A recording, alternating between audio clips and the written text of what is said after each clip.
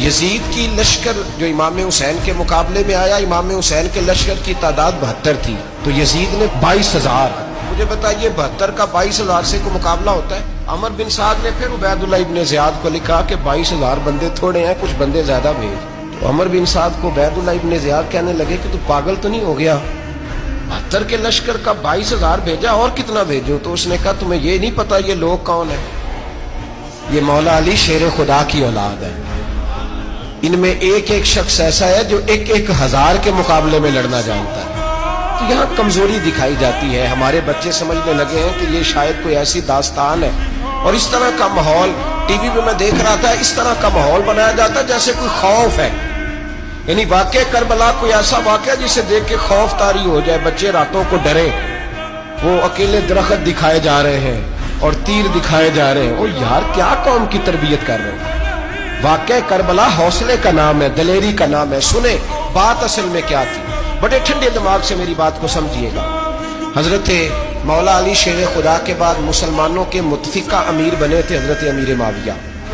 انہیں امیر کس نے بنایا تھا؟ امام حسن نے، حضرت علی کے بڑے صاحبزادے.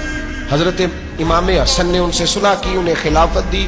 اور صحیح بخاری میں نبی پاک نے فرمایا تھا میرا بیٹا حسن سردار ہے، جب مسلمانوں کی جماعتوں میں لہو بہہ جائے گا تو حسن ان کی صلح کرا دے گا. وہ صلح امام حسن نے کرائی، جناب امیر معاویہ امیر بن گئے. حضرت امیر معاویہ رضی اللہ تعالیٰ عنہ بڑا پیار کرتے تھے نبی پاک سے، بڑا احترام کرتے تھے حضور کے خاندان کا. ان کی جو اجتہادی خطائیں ہیں وہ اپنی جگہ پہ موجود ہیں. چونکہ امام حسن نے ان سے صلح کر لی، لہذا ہم بھی ان کے بارے میں کوئی جملہ کہنے کے مجاز ہماری مجبوری امام حسن ہے. اس لیے کہ جسے امام حسن صحیح کہے پھر امام حسن کے ماننے والے کو اسے غلط نہیں کہنا چاہیے.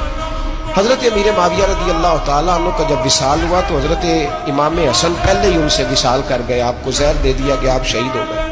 امام حسین موجود تھے. تو یزید کے بارے میں لوگوں نے کہا جناب امیر معاویہ سے کہ یہ ٹھیک ہے، مناسب ہے اور بہادر ہے، دلیر ہے، وہ جو ہوتے ہیں نا خوش آمدی ٹولہ. تو حضرت امیر معاویہ کے گرد بھی کچھ ایسے لوگ تھے، انہوں نے آپ سے کہا کہ یزید کو نامزد کر دے. تو آپ نے یزید کو بلایا، حوالہ مجھ سے دیکھ لیجئے گا.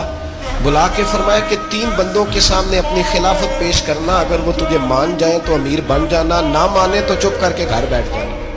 وہ 3 بندے کون ہیں؟ جناب عبداللہ ابن عباس، حضرت عبداللہ بن زبیر اور امام حسین رضی اللہ تعالیٰ. یہ وصیت فرمائی جناب امیر معاویہ.